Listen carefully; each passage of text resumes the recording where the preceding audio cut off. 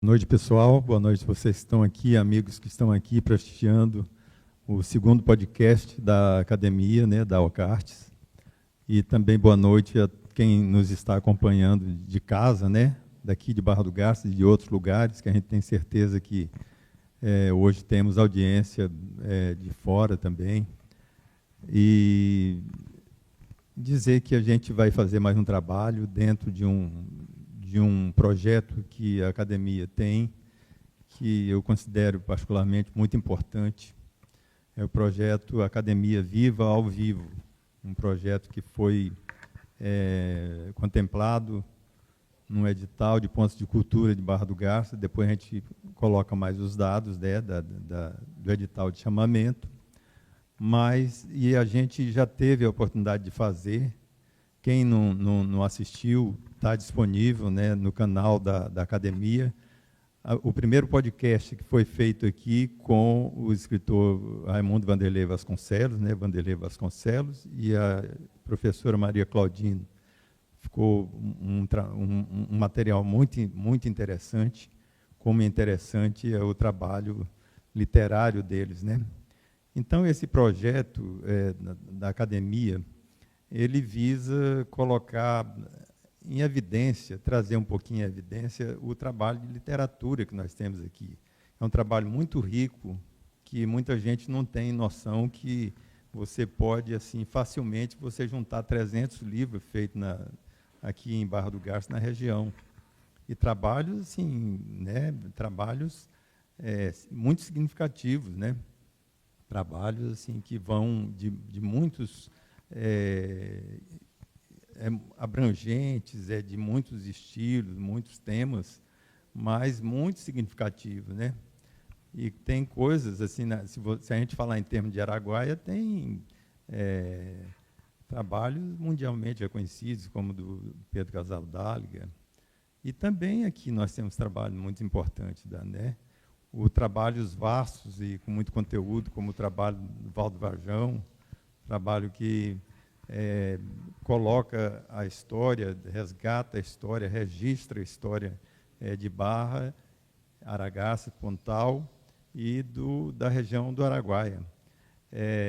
Essa, inclusive, já apresentando para vocês mais rapidamente, porque o primeiro podcast a gente teve que ser um pouquinho mais longo, porque precisava de apresentar mais o projeto, mais a academia, etc. Esse a gente vai poder ser mais objetivo. Então, quer dizer, a academia, falando agora sobre a Academia de Letras, Cultura e Artes do Centro-Oeste, uma entidade que foi fundada no dia 15 de setembro de 1987, idealizada pelo Valdo Varjão e outras pessoas que acompanharam nessa fundação. Eu sempre costumo dizer que a academia, que a gente também chama de Alcartes, é a entidade que talvez tenha mais conexão com a história de Barra do Garça e da região. Para começar, que ela entra já com personagens, com patronos, que são, na verdade, a história daqui. Se você pegar o ministro João Alberto, se você pegar o próprio Valdo, alguns prefeitos históricos, Bilego, e assim são 60 patronos, e essas 60 pessoas que têm uma conexão total com a história de Barra do Garça. Nós temos professores, temos empresários, temos também prefeitos que fizeram, todo mundo que fez, de certa forma, é uma amostra de que foi feita a história daqui. Enfim, apresentada a academia com esse projeto está cumprindo aquilo para que ela foi criada. Ela foi criada para resgatar, para registrar, para ser um instrumento de memória do povo de Barra do Garça, do povo do Araguaia. Então, a gente acredita que com esse projeto a gente está fazendo mais uma ação, contribuindo para isso. Dito isso, a gente vai partir para o segundo podcast. Já falei que os primeiros, o podcast, o formato dele é falar sobre literatura e o trabalho de dois escritores que a gente vai estar sempre convidando. Como eu disse, o primeiro podcast foi feito com Vanderlei Vasconcelos e a professora Maria Claudine.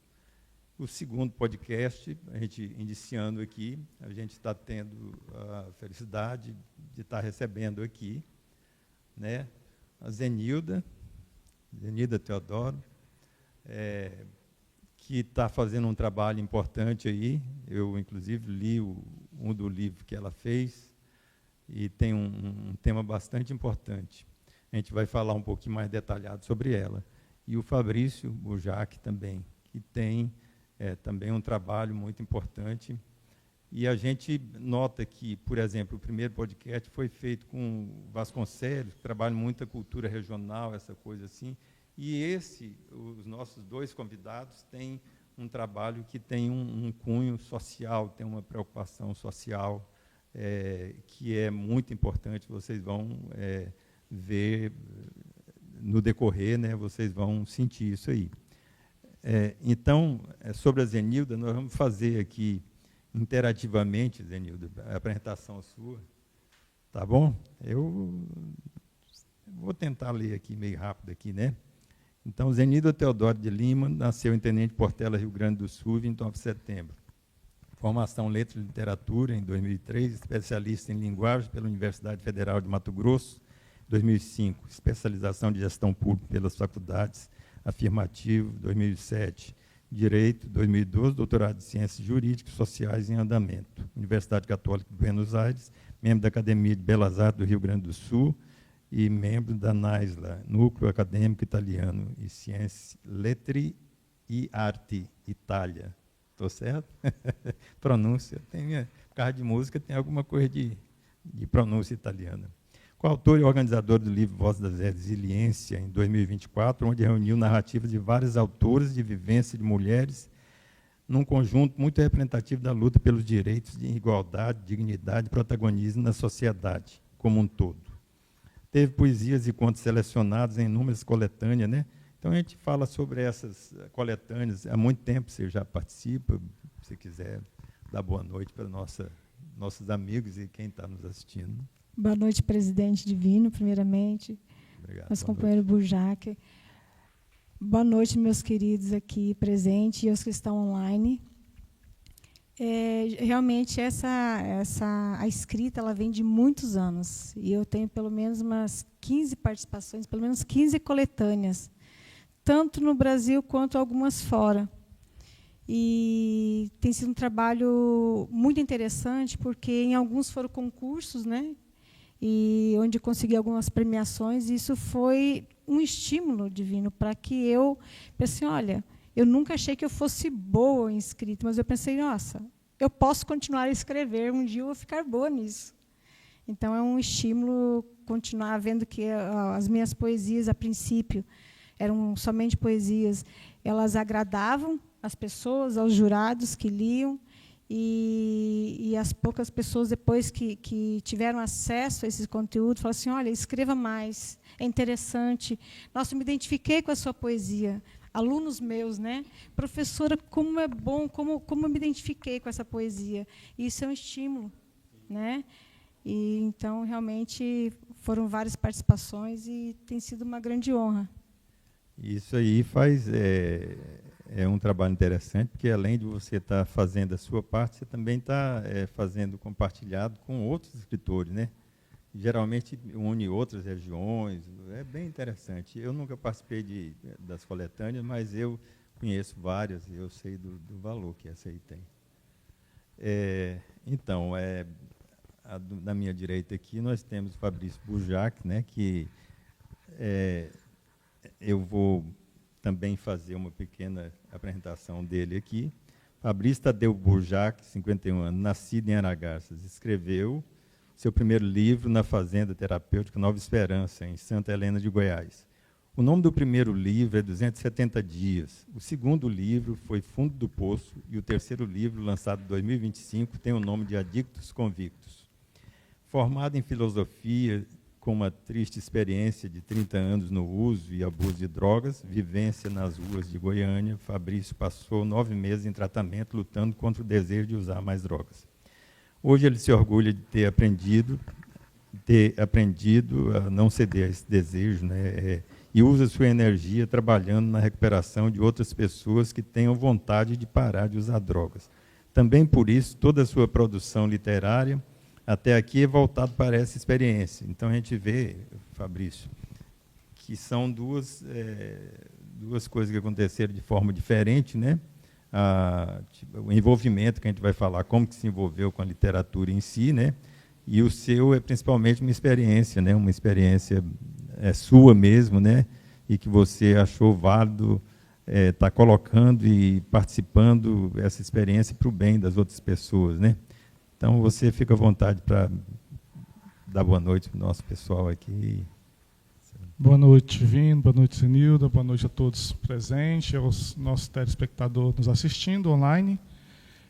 Para mim é uma satisfação enorme, primeiramente gostaria de salientar isso, porque é uma honra enorme estar aqui presente, junto ao seu lado, principalmente, né?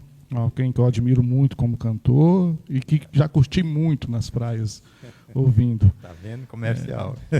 Eu nunca pensei em ser escritor, nunca. Né? Na verdade, o que eu pensava sempre era só usar drogas. Né? Minha vida toda, dos 10 anos até os 30 anos, foi voltado ao uso e ao abuso de substância psicoativa.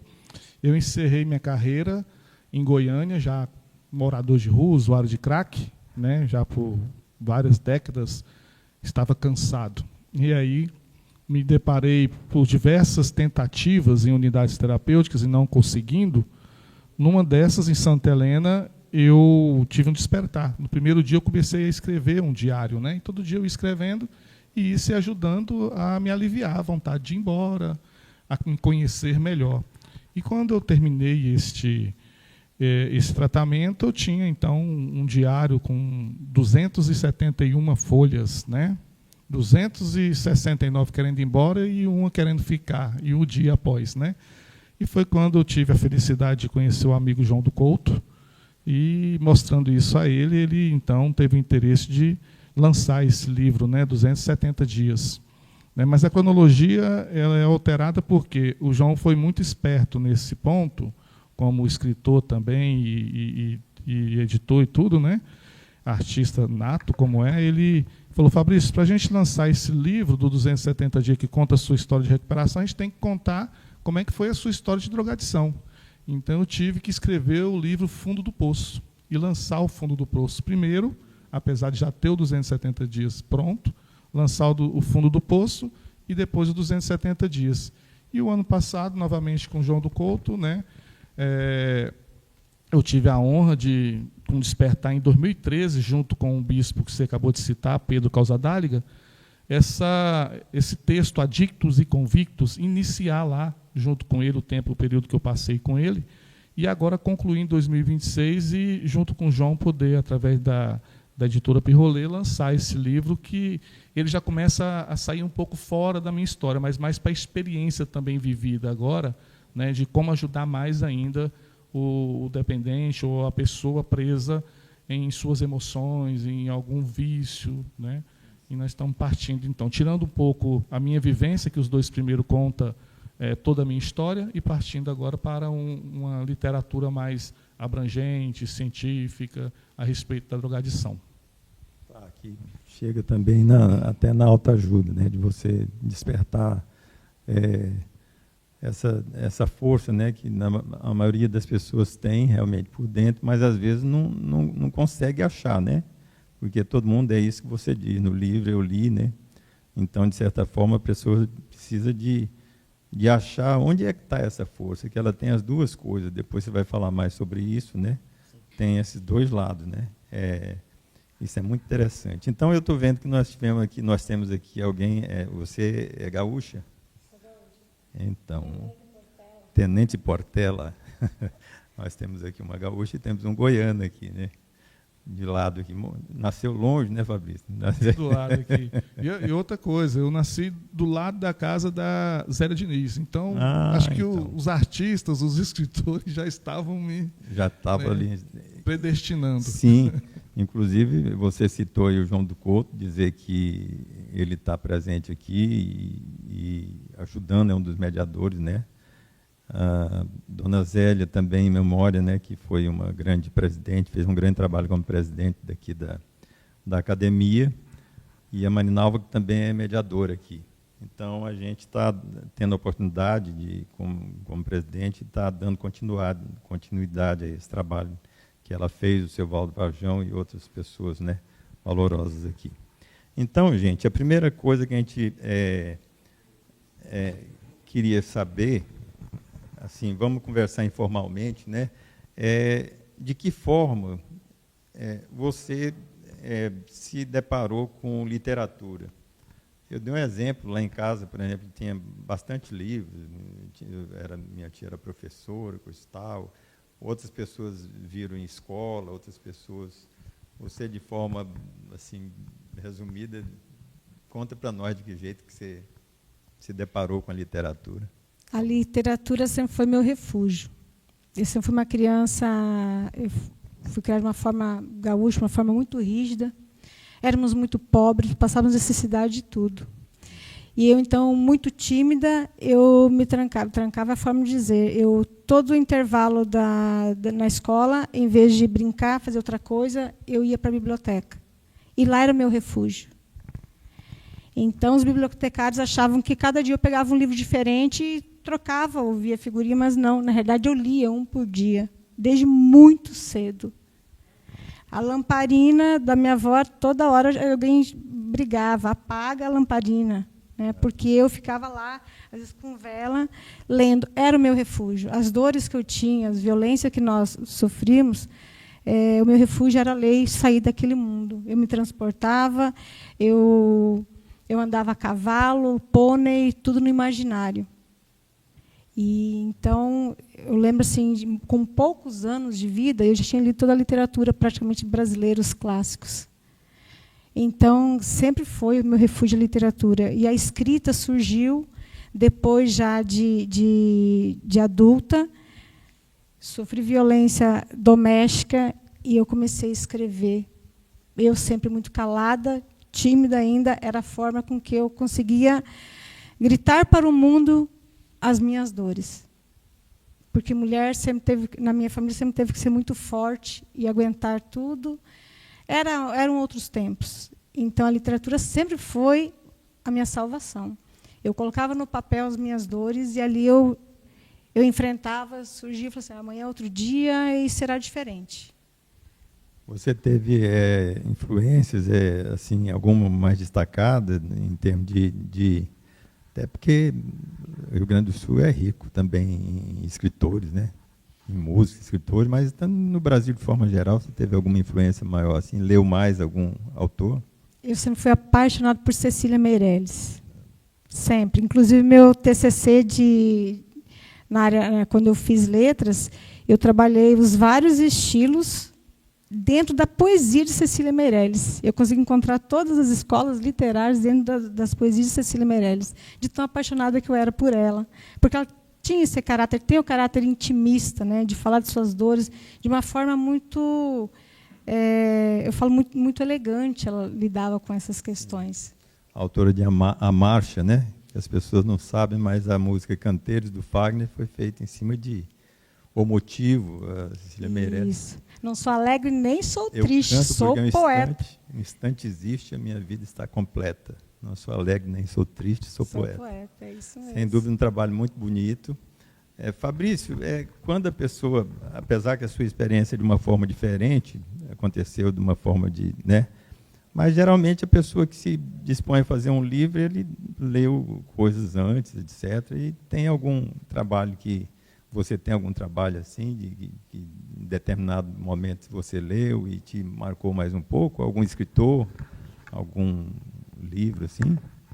Olha, eu, para dizer a verdade, eu detestava livros, né, ao contrário, né? Eu já não gostava muito de ler, não, né? Mas Cecília Meirelles, né, no curso de filosofia, eu sou formado em filosofia porque eu tive uma experiência na Igreja Católica, né, para a formação sacerdotal, num determinado período da minha vida. Então, no curso, foi quando eu conheci realmente a literatura, os livros. O professor chegou na sala com 200 livros, falou, vocês têm que ler esses livros aqui, tudinho. Né? E todo mundo pensou, até o final do ano, ele falou, não, nesse semestre. Hein? Todo mundo, eu falei, agora como é que eu faço? Vou ter que ler, né? E comecei a ler. Então, escritor, para mim, de referência, né? Ela tocou em Cecília Meirelles, eu gostei porque eu lembrei, né? Mas, num período que eu estive preso, eu li 3 livros do Paulo Coelho. E aí, isso eu acho que realmente me encantou muito na condição de querer escrever. E eu cheguei a escrever uma época, numa neurose da minha vida, um momento de surto, lá em São Simão, se não me lembro, num hotel.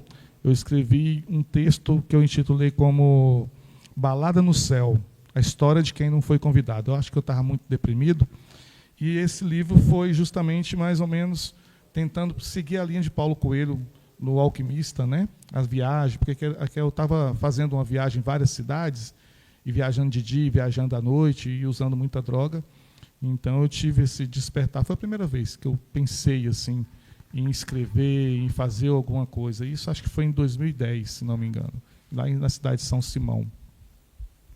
Pois é, você está dizendo que começou, né? Eu também comecei, de certa forma, na igreja, né? Eu comecei, quem teve, até fazer um reconhecimento justo aqui, quem que pagou minhas aulas de piano foi o Padre Vicente de Aragaça, lá. Então, quer dizer, ele viu que eu tinha vocação para música, etc., e eu comecei a tocar, tocava casamento, tocava na Igreja Bom Jesus lá.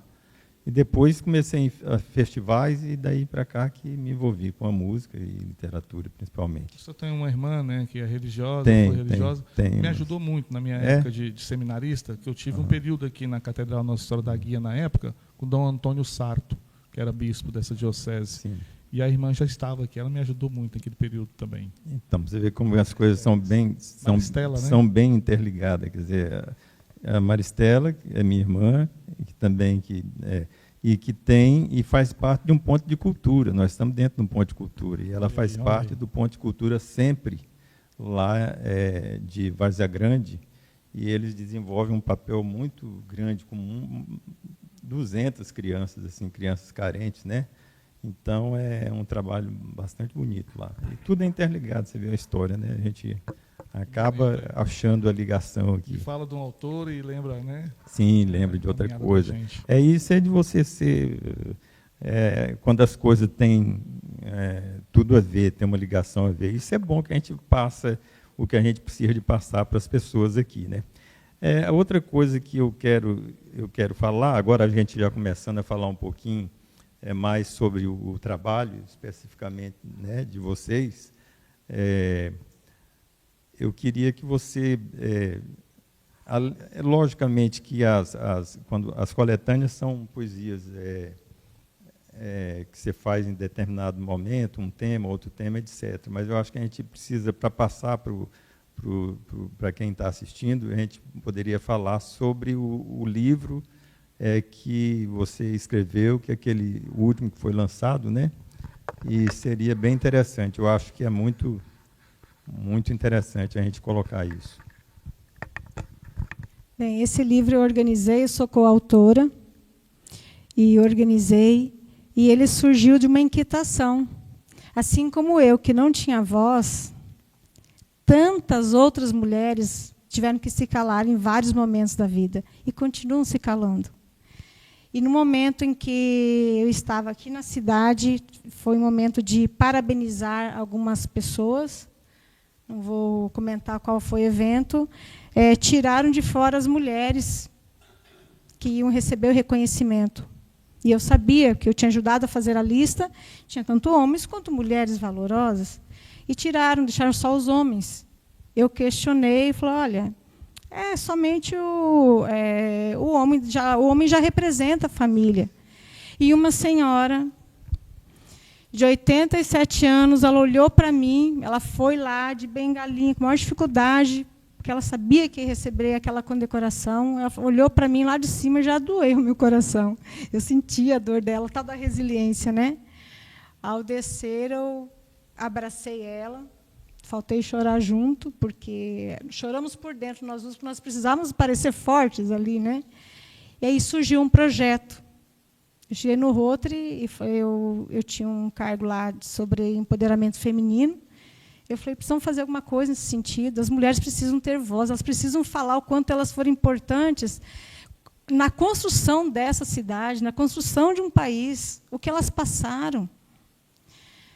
E aí eu fiz um projeto desse livro. Fiz um projeto, foi aceito, né? Todos os companheiros fizeram com que o seu projeto fosse de todos, e assim nós lançamos um edital, e, por incrível que pareça, eu não encontrava mulheres que quisessem contar suas histórias. Foi muito difícil encontrar. Mandei para geral, divulgamos. Algumas escritoras, como a Marinalva, que está aqui, mandou, Malbatânia, e professora Maria Claudino, escritoras que já são do meio, já são conhecidas, encaminharam. Acho que foram umas 5 ou 6 apenas. As demais, eu fui fazendo um trabalho de convencimento. Senta aqui, você não quer contar a sua história? Essa senhora mesmo, ela falou, conto, minha filha. E fui lá, a maioria delas, elas me relataram e eu escrevi as histórias, sem tirar nem pôr nada, né? Eu ouvi ela. Então, isso aqui surgiu justamente de inquietação dos momentos, e elas contam os momentos, os desafios dela, seja a maioria violência doméstica, outros de perda de filho, mudança de profissão. Inúmeras são os desafios que elas enfrentaram. E como elas superaram, o que elas fizeram para conseguir respirar e falar assim, olha, eu preciso continuar a viver, eu preciso resgatar essa esperança, essa vontade de viver. Então, cada história é única, mas elas são como fios que entrelaçam uma a outra. E que com essas vozes na sociedade, cada mulher tem um mundo dentro de si, como eu costumo dizer. E nós, de uma forma ou de outra, estamos todos interligados. Interessante que quando uma dessas que tem dificuldade, quando ela vê que a outra teve coragem de escrever, teve coragem, ela vai fazendo uma corrente positiva, né? Porque, na verdade, essa situação da mulher, de uma forma geral, é assim. Tem muita gente que, às vezes, não fala nada para não se expor, porque acha que se expor vai causar mais problema do que o próprio problema que ela já tem, né? Quando a verdade precisa de fazer, não só por ela, mas pelas outras, né? Para que iniba essas coisas, para que é um processo que ainda não acabou, mas que teve alguma evolução nesse sentido, com as leis, depois Maria da Penha, outras leis que vão saindo, e outros fatos que vão tendo projeção nacional, mas é incrível. Inclusive, eu tive agora, Mato Grosso é praticamente o campeão de feminicídio. É uma coisa muito atual. Por isso eu disse que a gente tinha aqui os convidados hoje que tinham muita abrangência na causa social, nesses problemas sociais, né? E eu li o seu livro, eu achei assim, o conjunto das narrativas das mulheres é muito interessante, porque um completa o outro, e você, com todos aqueles casos, você sabe que são coisas reais. Então, uma coisa, aí você traça um perfil da sociedade de uma época, porque uma coisa, você fala, aconteceu isso aqui, e daí a tantos quilômetros acontecia isso aqui, né? Então, você consegue ver um perfil de uma sociedade, de uma história. E aí que entra a coisa da literatura, porque a literatura, ela, tanto desse lado aí, quanto dos outros lados, ela ajuda a fazer essa fotografia da história de uma região, da história de um povo, né? Realmente, a literatura ela é o retrato da sociedade. Não só a literatura, né? A música, as artes, de uma forma geral, são um retrato da sociedade. E, se for observar, são 32 mulheres aqui, nós temos mulheres de 20 e poucos anos e temos de 97 anos, de várias camadas sociais. E todas elas passaram por desafios enormes. E isso aqui não é para nós, a intenção não foi só, nós vamos ouvi-las e, vou contar a história triste. A ideia não é essa. A ideia é dizer, olha, é possível, não importa a situação, o desafio que você esteja enfrentando, há esperança, há caminho. E muitas dessas mulheres, elas contam como saíram dessa situação. E hoje eu falo para os jovens, eles pedem, eu leio um relato desses, em outra aula, professora, conta outro relato para nós. Foi tão incrível. Eu cheguei em casa, eu comentei com minha mãe, com meu pai, e nós fomos conversar sobre aquela situação, como foi bom. Aquele dia eu não estava me sentindo bem, professora, mas a partir do momento que eu vi aquele relato, aquilo lá me fez ver que o meu problema não é nada diante daquilo que a senhora contou. Então, isso assim, não é para trazer, de uma forma assim, vitimismo, pelo contrário, é mostrar que há um caminho, mas que há um retrato, um recorte da sociedade muito grande, que ainda existe muita violência. As mulheres precisam ter mais espaço, mais voz, e isso não significa tirar o homem, deixar o homem de lado. Pelo contrário, eu acho que mais homens deveriam ler esse livro, né? Porque nós precisamos dos homens fortalecidos para levar essa mulher, ajudar essa mulher à melhor versão dela. Não somos concorrentes de ninguém, né? Nós só queremos um espaço, termos voz. Sem dúvida, sem dúvida.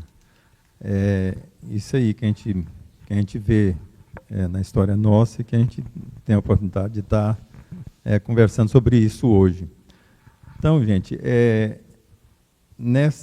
a gente está falando em região, Fabrício, e eu tenho feito um trabalho, às vezes eu falo um pouquinho do trabalho que eu estou fazendo, que como tem a academia, a minha parte também de literatura, então entra nisso um pouquinho também, e o trabalho de música, né?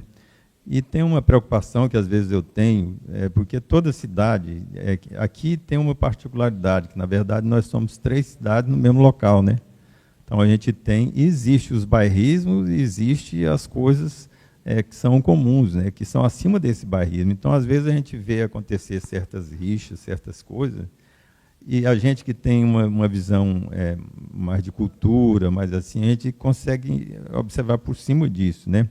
Então, eu tenho feito uma coisa assim, e tenho dito, quando eu fui secretário de Cultura, falava sempre isso, e conseguimos, pela primeira vez, juntar as 3 prefeituras, quer dizer, unidas num só coração, que era juntar a Barra, Pontal, etc., porque sempre tinha uma briga, assim.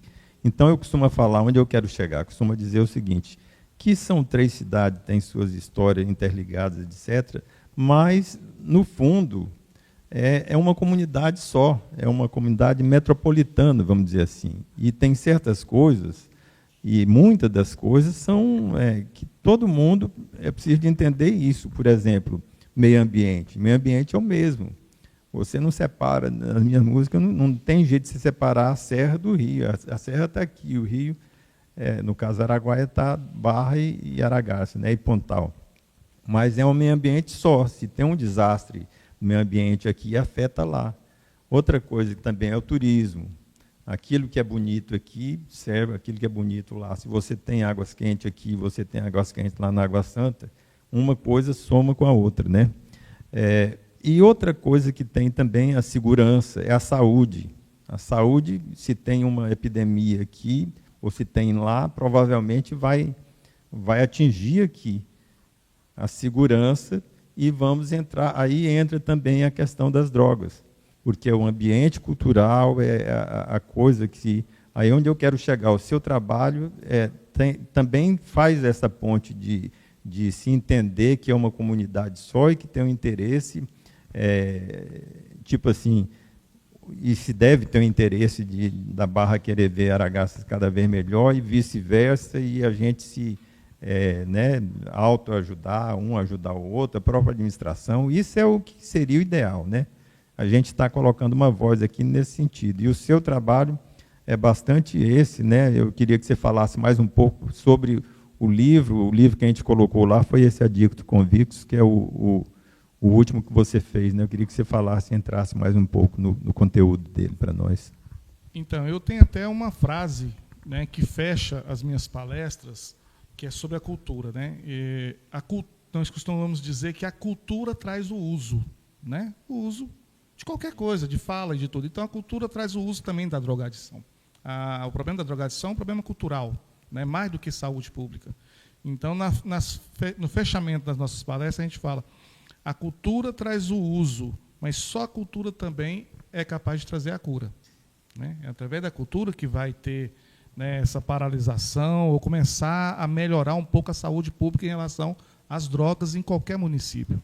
E a gente tem trabalhado isso desde 2017 em Aragaças, sobretudo, que é uma cidade onde a droga, a dependência química atinge mais, por ser mais carente de recursos na saúde, na própria segurança, que é o que inibe muito a dependência química.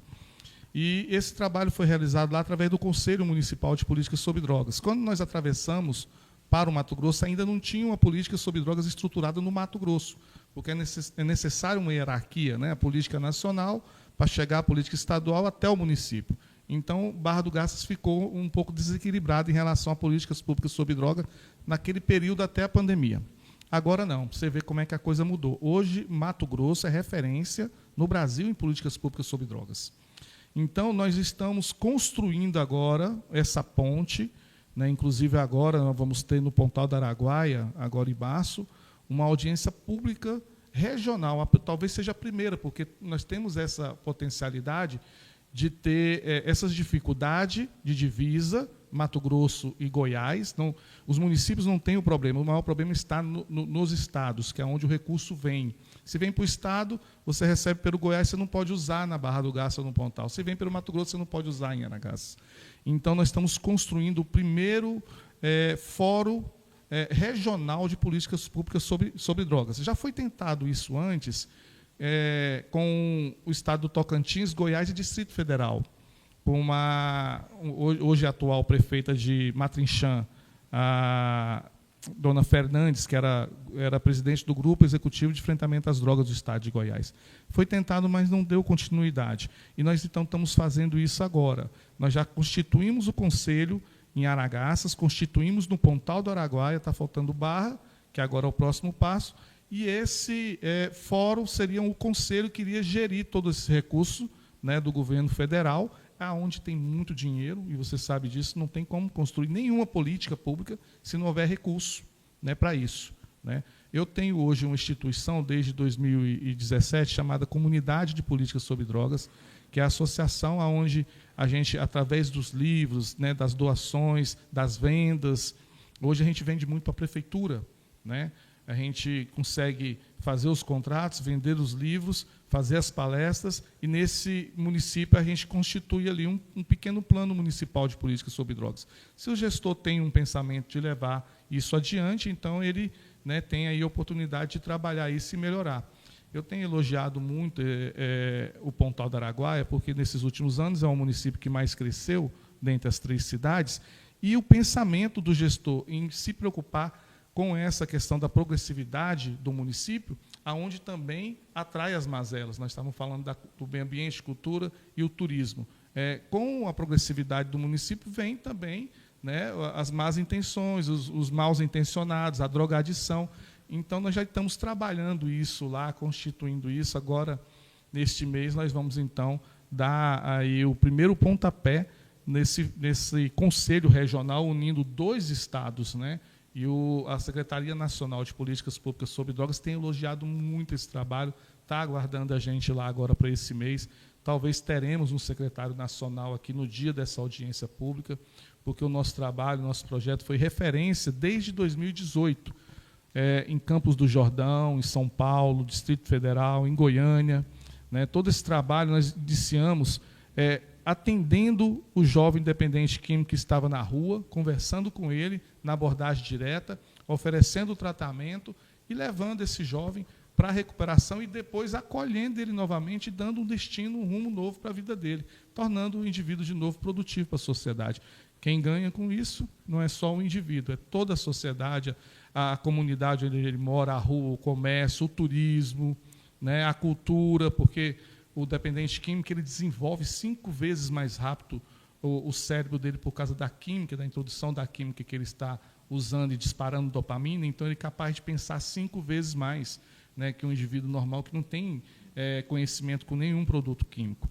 Então, isso é muito bom quando ele se recupera, quando ele está pronto para o trabalho, esse indivíduo é capaz de produzir em alta escala, aonde ele esteja. Então, quando o gestor enxerga isso, é uma pessoa capacitada para escrever livros, como eu estou escrevendo, e ter recursos, né, conseguir ter recursos para se autossustentar, ou numa loja de vendas, ou numa mecânica, em qualquer lugar que esse dependente que estava à margem da sociedade possa estar depois como recuperado. Esse é o nosso trabalho que nós fazemos, recuperando pessoas, trazendo indivíduos que estão destruídos, estão jogados, né, nas rodovias, nas ruas, para que eles se tornem de novo indivíduos produtivos para a sociedade.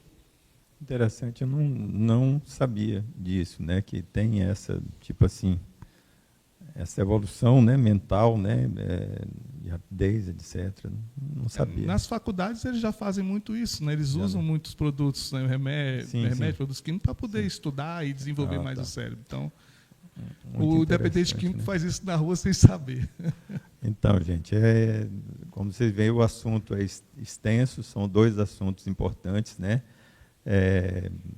E como o primeiro programa também, esse programa também está super interessante, porque são coisas bastante interessantes. Mas a gente vai abrir, eu queria convidar aqui a Marinalva Marques, né? Primeiro, para ela, se ela puder falar um pouquinho do edital de chamamento, só dar os dados, né? Se ela tiver, ela fala. E outra coisa, ela está também anotando, né?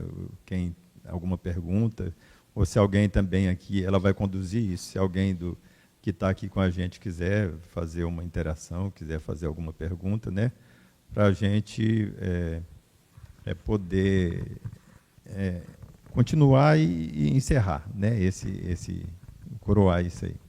Marinalva. Boa noite a todos e todas.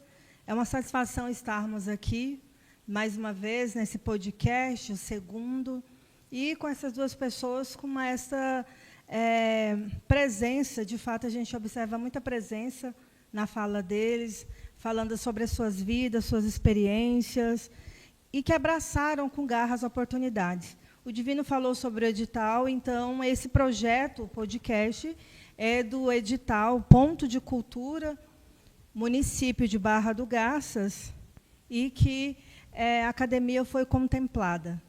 Então, em relação aqui, para a gente ser breve, teve bastante participações, eu creio que alguns grande maioria são alunos aqui da Zenilda, né? Clênia Campos, boa noite. Pietro Freitas, ele disse 2 vezes boa noite. Parabéns pelo podcast. O Jackson dos Santos.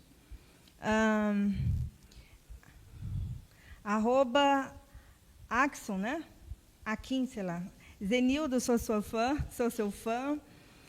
A Cleusa Maria disse parabéns, Zenilda. Pietro disse, está top. Emanuele, muito bom. A Emanuele, oi, professora. E a Erotilde Milhomem, né, a nossa escritora, baluarte da Academia de Letras, ela disse, boa noite, está muito bom. São Félix, né? Está lá São em São Félix do Araguaia. Ela beleza, disse, hein? muito bom se unir. Então, isso é interessante que, olha, ela em São Félix do Araguaia, por exemplo, e ela está participando conosco ao vivo, essa grande oportunidade que a internet nos possibilita com essas atividades online. Então, assim, por enquanto, são essas, né, as participações desse momento. Só registrando que a dona Erotilde é uma grande escritora, né? Ela tem vários livros, é uma das grandes escritoras que a gente tem aqui, né? Da região do Araguaia, que fala, né, várias histórias incríveis, e a gente espera um dia ela estar aqui, né, conosco para estar nessa entrevista maravilhosa. Sim. Você vê que se alguém quiser perguntar alguma coisa, fica à vontade. Os que estão presentes. Os que estão presentes aqui. A Marinalva conduz isso aí. Ou a Marinalva também pergunta também. Eu conheço um pouco da vida do Fabrício, a Zenilda é um pouco mais recente, né? Mas eu assim parabenizo Zenilda, tive a participação, né, num texto, e esse Voz da Resiliência, tanto um como o outro falou sobre essa importância, como até usando a fala, né, da Erotilde, essa importância de nos unirmos, porque na sociedade nós somos 50%, né, feminino e masculino nessa conjunção. Então, a educação, ou uma palavra muito utilizada hoje, que é letramento, ela tem que ser das duas vias. Nós estamos, por exemplo, já na próxima semana comemorando o Dia Internacional da Mulher. O que nós temos para comemorar? E a mulher, nós sabemos que, às vezes, a gente só fala de poesia de uma forma, às vezes, externa, né? Isso, aquilo em relação à mulher, mas é justamente nós que fazemos esse contato, se a gente for para um lado espiritualista, até, né, esse contato da criação com o mundo. Então, precisa ter esse cuidado, e nós, mulheres, por isso também, a gente também tem uma visão, uma condução diferente na sociedade, e a gente precisa estar de mãos, né, e braços unidos também com os homens nessa condução. Eu acho que a minha fala mais é isso, que aí deixa que cada um deles possa se expressar mais, parabenizar e agradecer a presença e a aceitação deles para participar conosco. Então, pessoal, a gente quer... Eu quero agora, para a gente começar a ir para o final, né, do podcast, porque o outro foi muito longo, o outro foi interessante, mas foi muito longo, e o primeiro a gente teve que entrar em vários detalhes. Esse está sendo mais objetivo, mas não pode deixar de ser, de ter aquela, de ser tão interessante quanto, né? E né? Então eu queria, Zenilda, que você falasse um pouco, se você tem algum outro aspecto para salientar sobre esse trabalho do livro, e outro sobre quais são os seus planos futuros. Parece-me que você está fazendo um livro, ou tem um livro feito para ser lançado. Então, você queria ficar à vontade para... Ainda sobre esse livro, Voz da Resiliência, ele está sendo vendido pelo Rotary Club e ele ajuda nas ações sociais do Rotary Club. Totalmente, a verba totalmente vai para as ações sociais do clube. E muita gente está aguardando. Lembra que eu comentei que poucas mulheres aderiram de imediato, contar seus relatos? Agora as pessoas me procuram, querem a segunda edição. Tenho muita coisa escrita já que me mandam. Então, isso é muito interessante, esse movimento, né? As mulheres se sentiram, de certa forma, abraçadas, né? E unidas. Isso fortaleceu, acho que, muito esse movimento. Isso é muito importante. Sobre o trabalho, eu fiz um trabalho com uma grata satisfação com o Dionísio Carlos, que está aqui. Ele ilustrou, é um livro de poesias, tem 140 páginas, e ele ilustrou o livro, ficou belíssimo, belíssimo. Já foi registrado no final do ano passado, mas nós estamos aguardando aí um momento da impressão, né? E ele, com certeza, deverá ser lançado agora em 2026. E tem outro trabalho também, que eu fiz, por incrível que pareça, em menos de 2 meses eu escrevi esse livro, porque eu precisava resgatar essa questão ancestral, esses contos, esses causos de família. Então, nas férias, eu e minha família, alguns mandavam um áudio, outros escreviam, fomos escrevendo em várias mãos, inclusive, e vai sair aí um livro de crônicas. Causos engraçados, nada de tristeza, só as histórias mentirosas e causos da nossa família. E ele será lançado em Cartagena, em maio, dia 16 de maio. Como eu vou receber um prêmio lá de literatura interamericana, a Literarte, que é uma associação de artistas, que faz a divulgação de artistas em termos internacionais, vou receber essa premiação e me convidou, então, para lançar esse livro lá. Vou aproveitar e lançar em Cartagena, em maio. Então, são muitas coisinhas acontecendo em 2026. Que bom, é muito bom de saber que, além do que já está sendo feito, muitas coisas virão aí, né? E a gente sabe que do seu trabalho que vai além disso, né? Nós tivemos aqui da academia a oportunidade de receber a Zenilda com alunos, né?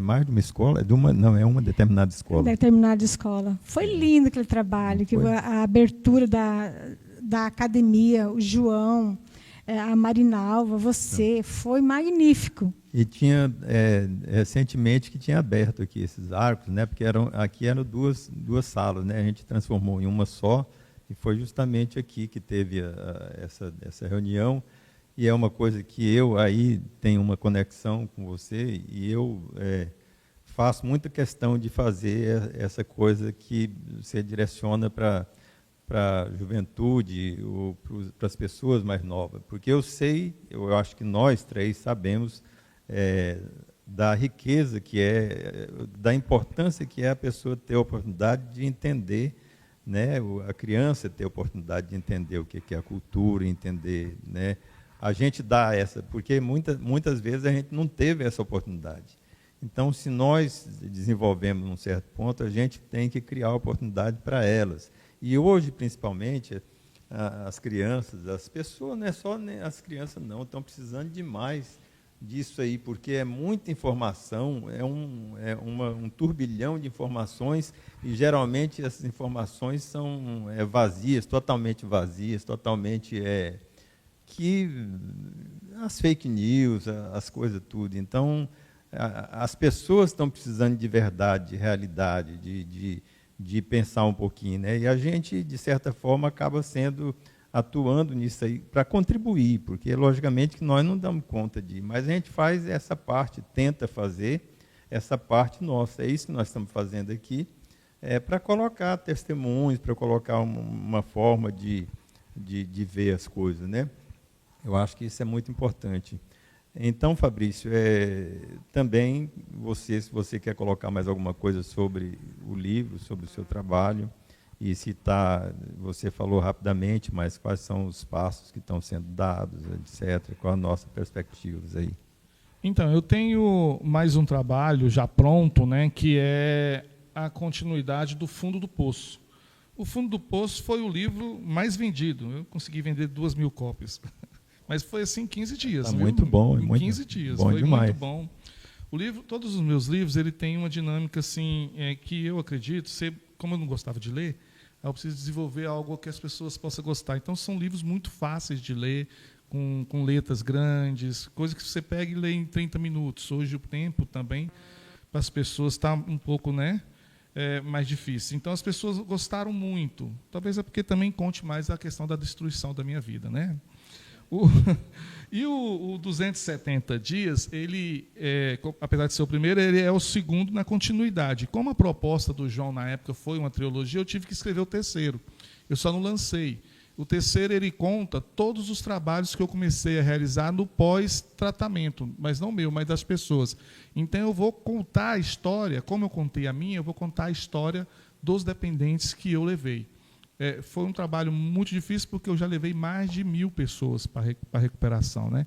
Então, eu escolhi aquelas histórias mais absurdas, assim, do fundo do poço, que cada um tem, né? É um livro que vai ser muito bom, só não tive ainda tempo de lançar ele por causa desse livro, que foi um despertar, né? O Adictos e Convictos, como eu contei, era uma história de 2013, quando eu passei 40 dias lá na casa do Dom Pedro, em São Félix, e aí eu tinha uma ansiedade muito grande de lançar ele logo agora. Então, assim que eu conseguir pagar ele, que eu nem paguei ainda, eu vou lançar, então, o terceiro do Fundo do Poço, para a gente poder dar esse acabamento. E aí o próximo, que eu já estou trabalhando também, Divino, é saindo um pouco mais dessa condição da drogadição e indo mais para as condições realmente que nos aprisiona no dia a dia.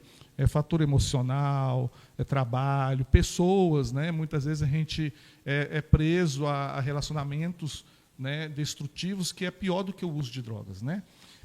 A internet. Então, eu estou trabalhando no livro cujo tema eu já posso até dizer que é sobre a indignidade e a graça, né? Eu vou estar entrando nesse mérito, como Adictos e Convictos, a gente partiu, e foi um livro muito bom, muito bem elaborado, e assim, os grandes grandes pessoas influentes da diocese, como o bispo da nossa diocese, como a deputada federal que eu trabalho, a Flávia Moraes, elogiou muito, né, a dinâmica, a literatura do livro, a forma de expressar. Então, eu quero entrar nessa linha da espiritualidade, né, para a gente poder ver se a gente alcança mais pessoas, porque é uma coisa que necessita hoje. A modernidade hoje, ela vem com tudo, e às vezes as prisões que ela traz também, muitas pessoas andam precisando de algum toque, alguma linha. E a gente quer Aí ver se 2027 a gente entra já com esse trabalho dentro da linha da espiritualidade. Que bom, gente. Então, a gente está vendo aqui que os trabalhos são substanciosos, né? São trabalhos que, além da própria literatura em si, tem a causa social. Isso aí é muito importante. A academia quer agradecer muito a presença de vocês aqui, dizer que, assim como o Vanderlei e a professora Maria Claudino, foi uma participação brilhante, muito importante. Eu acredito que as pessoas que vêm aproveitar e dizer que quem não viu, agora vai ficar no canal da academia, esse podcast, né? Dizer do projeto que nós temos mais 4 podcasts a serem feitos dentro desse projeto, que vão ser também temas muito interessantes, né? Vamos chamar outros escritores para fazer aqui, e acreditamos que a gente vai conseguir chegar nos objetivos do projeto. A gente está aqui, acho que foi legal, né, Mônica? Boa, né? O João está aqui, o Dionísio, André Vitor, né? André está estreando aqui, meu filho. E a Marinalva, né? Juliane. Então, gente, eu acho que está mais uma missão cumprida. Vocês também, se quiserem participar a posteriori, né, no canal da academia também. A academia tem esse propósito, está fazendo esse movimento da academia, que é fazer esse movimento em direção de revitalização, que ir além do que aquela coisa acadêmica, aquela noção mais antiga, aquela de academia, para ter um perfil mais moderno, de trabalhar com cultura popular, com pessoas, etc. E aqui ser uma casa, aqui ser uma sede que para ajudar a construção, a preservação da história e a construção do equilíbrio das comunidades de Barra do Garças, de Pontal do Araguaia, de Aragarças e toda a região do Araguaia. Por isso é a Academia de Cultura, de Letras, Cultura e Artes do Centro-Oeste. Então, ela foi fundada para isso, e eu quero agradecer aqui Dionísio, inclusive, outros acadêmicos que estão nos assistindo, e dizer que foi muito bom ter vocês aqui, tá ok? E a gente espera estar com vocês, contar com vocês na próxima. E outra coisa, vocês podem mandar esse vídeo para outras pessoas, para isso, e da próxima vez ter até mais gente participando. Tá ok? Muito boa noite, foi um prazer estar com vocês.